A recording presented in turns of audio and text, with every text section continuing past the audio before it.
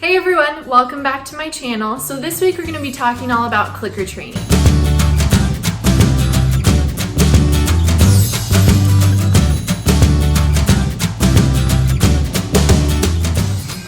I'll be showing you how to actually use this clicker as a tool for training for your dog and how to get your dog to understand what this click actually means. I prefer these button clickers over what you will also see in stores that are these literally box clickers. That's kind of the older version of a clicker. It can be a lot more cumbersome to hold in your hand, and a lot of times with those ones, if you hit the wrong end of it, it won't click. So it kind of gets in the way of training. I much prefer the button clickers. Any button clicker that you see in a store is going to be great to buy. There are a bunch of different brands that make these. So let's talk a little bit about why we use the clicker. So the clicker is a communication tool between you and your dog, plain and simple. The clicker is designed to be a marker for your dog. It bridges the gap between when the behavior happens and when reinforcement, the treat, comes their way. All I want the dog associating with this click is a treat is coming afterwards. Dogs don't speak English. I cannot tell Wrigley what I want her to do in a sentence like I can to another person. Instead, I can communicate through this tool. To a dog that's clicker trained, once they know what the clicker means, that it's going to follow with a treat, they are going to start to understand that the specific behavior that happened the moment we clicked is why they're getting reinforcement. So that's the whole reason why clicker training works. The dog starts to pick up on the fact that, oh, okay, for whatever reason, the sound of that click goes off every time I do this specific behavior. If we did not have any sort of marker like the clicker to mark when our dog does something correct, we literally would have to shove food in our dog's face every time the moment they do a behavior correctly. That can be really off-putting for a lot of dogs and people too, if you try to do it with people. A more effective strategy is to mark with the sound of a click the moment the behavior happens, and then afterwards, this click buys you time to deliver the treat. You have about 3 to 5 seconds at the most to deliver the treat afterwards. So there doesn't need to be any rushing to deliver the food. As soon as you click, you have to deliver the treat. Nope, you can click, reach in your treat bag, grab a treat, and then deliver it to your dog.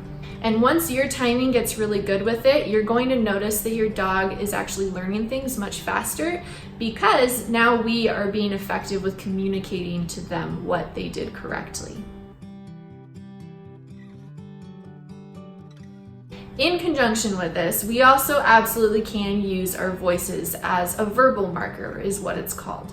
So instead of using the click, I absolutely can teach my dog that the word yes, for example, means the same thing as the click. Every time I say yes, you get a treat. Yes, treat. Same thing, click, treat. The reason that I like the clicker over the verbal marker is this sound dogs are only ever going to hear during training. I have been standing here talking to you guys for I don't know how long.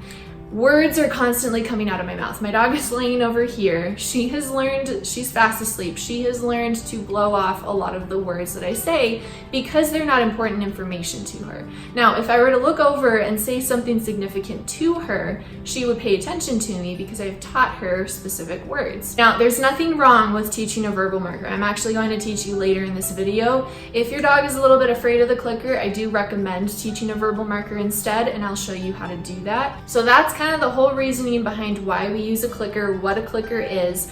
Now let's start to talk about what the clicker actually means to your dog. Like I mentioned before, this sound, all I want that to mean to your dog is treat every single time. And yes, that means even if you accidentally click this clicker, you still owe your dog a treat. That being said, this is not a tool to be used to get your dog's attention. I see a lot of people that literally will sit there and click the clicker to get their dog's attention like their dog is the TV and this is the remote. I see it happen all the time. That is not the purpose of the clicker. I promise you that will just teach your dog to ignore this tool. Going back to talking about that verbal marker for a moment, it can be really helpful to have your dog understand what the clicker means and in conjunction with that, what a verbal marker yes means. The reason for that being is maybe you're around the house or on a walk, taking your dog to go to the bathroom, something like that, and you don't have the clicker on you. I don't expect you guys to carry the clicker on you 100% of the time all day long. I don't do that. It can be very helpful in that moment for your dog to understand what yes means, so you can effectively reinforce positive behavior that you want to see without having to have the clicker on you. This also is not a tool you have to use for the rest of your dog's life. This is a tool designed to help build behavior. So for example, when I'm teaching sit, I will use the clicker to help my dog understand what the behavior is that I'm going for. Once my dog already knows the sit, there's no reason for me to use the clicker anymore. So I want to make this pretty clear. The clicker is not something that you have to use for the rest of your dog's life. The clicker is used to build up behavior. For example, when I'm teaching my dog to sit, I'll use the clicker to shape that sit. Once she knows the sit on cue, I've already put it on a verbal cue or a hand cue, I can take the clicker out of it. You do not have to use the clicker for already known behaviors. The clicker. Something about the clicker you guys are gonna notice, I always tell people when they first start using it, give it a week. You're gonna feel like you need a third arm to use this, okay? It can be cumbersome. I promise you in the long run, it will help your dog and speed along training significantly, but you gotta mess with it. You have to get comfortable with it. You'll get to, learn what finger you like to click with the best. A lot of people like to use their thumb when they're clicking. I suggest practicing on both hands, okay? Because you're gonna have to switch around your treat bag to different sides occasionally depending on what you're training with your dog. So get comfortable with the clicker in both hands. But it's gonna take a minute, and that's okay. It takes a minute for everyone. Okay, so now I'm going to talk about how to actually teach your dog what the clicker means. So I have the clicker in my left hand, my treat bag on my right side to be able to easily click and treat Wrigley from directly my hip. What I recommend when you first start teaching this is the sound of the clicker can be kind of scary for some dogs. The last thing that you wanna do is put this right next to your dog's head and click. Even if I did it at my ear, it's gonna be very loud, and that can actually cause anxiety in a lot of dogs, and I don't wanna teach your dog to be anxious or fearful of the clicker in any way. So when you first start to teach it, I recommend wrapping your entire hand around this, putting it behind your back in a pocket, somewhere where you can kind of muffle the sound of it, and click that way. It makes a very, very muted sound to your dog, so it's not as intense. Once they start to get used to the sound of the clicker, you can start to bring it out more, still have it covered, okay, and then what you can do is fully open up your hand and click like normal. Okay, so making this association that click means treat is very, very simple to do. All I'm gonna do is click, and then reach in my treat bag, deliver a treat. Click, reach in my treat bag, deliver a treat. Okay, I can also toss the treats on the ground. So I click, grab a treat, toss it on the ground for her to go eat. Okay, you can also toss a treat on the ground, click right before she eats it. I like to incorporate the find it game into teaching the clicker as well. It can be a fun interactive game for your dog to do. So I'll say find it, click right before she eats it. Ready? Find it. Ready? Find it. It's probably only gonna take a day or two for your dog to really understand what the clicker means. What I recommend doing at home is going home, practicing this 3 to 5 times a day for 30 seconds at a time with your dog. By the end of day 2, your dog will know what the clicker means. I promise. Now let's say I wanted to teach Wrigley how to sit. So we're starting to incorporate this into behaviors. So she offers a very nice auto sit here. I'm just gonna pop her out of that. And what I'm going to do is I'm going to click the moment her butt hits the floor. Sit. Find it.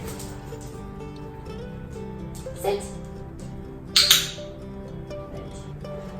Okay, if I wanted to do a different behavior, let's say touch, for example, I'd cue touch, click the moment she touches my hand. If you do notice your dog being anxious of the sound of this, if they're starting to back away from you, if they tuck their head every time you click, what I would do is abandon the clicker. Okay, again, we do not want this to be a source of fear for your dog, and go to teaching a verbal marker. So if I were to teach a verbal marker, I take the clicker out of the picture. Again, the verbal marker is going to mean the same thing to your dog as the click. So saying yes means the same thing as the click. So every time I say that word, I'm going to give my dog a treat, even if I say it accidentally. That word comes up a lot in conversation, so that's the reason I don't like to use it as much as the clicker. Obviously, the click is not going to come up in everyday conversation with friends, but the word yes is going to. So I would be cautious about saying it too much around your dog, but you're going to teach it the same way. So I'd say yes, reach in my treat bag, deliver a treat, yes, yes. Okay, and again, after a few days of doing this, 2 days tops, your dog will understand what the word yes means. So the other thing about the verbal marker that I like the clicker better for is everyone in the household is going to have to charge the verbal marker. Okay, my tone of voice is going to sound different from my boyfriend's. It's going to sound different from my dad's. Everyone's voice sounds different. That makes a difference in training for our dogs. So your dog understands that with every person, the yes does mean the same thing.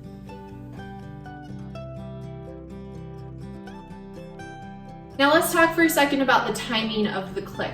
So timing is very important. If I were to click at the wrong time when I'm teaching my dog a behavior, it can actually teach my dog a different behavior altogether. So getting good with timing of your clicks can be really important. If you miss an opportunity and you click too late, you are actually clicking the wrong behavior. If you click too early, you're probably clicking the wrong behavior. And with some behaviors, it's really important because you actually might end up teaching something else. So there's a little game that you can play to get your timing really good. Okay, this is gonna be hard to demonstrate on camera because I'm trying to focus on you guys. But if you have someone else in the house or a friend come over, have them hold a tennis ball, okay? And they can either bounce it on the ground or toss it up in the air. You're gonna either click at the peak of where the ball hits, okay? Or you can bounce it on the ground, click when it hits the ground. And I realized I completely forgot to film an outro to this video, so please enjoy these goofy pictures of me and Wrigley here with our clickers. Let me know if you have any comments down below. I will answer whatever questions you have. Give this video a like and subscribe before you leave. I'll see you guys next Thursday. Happy training!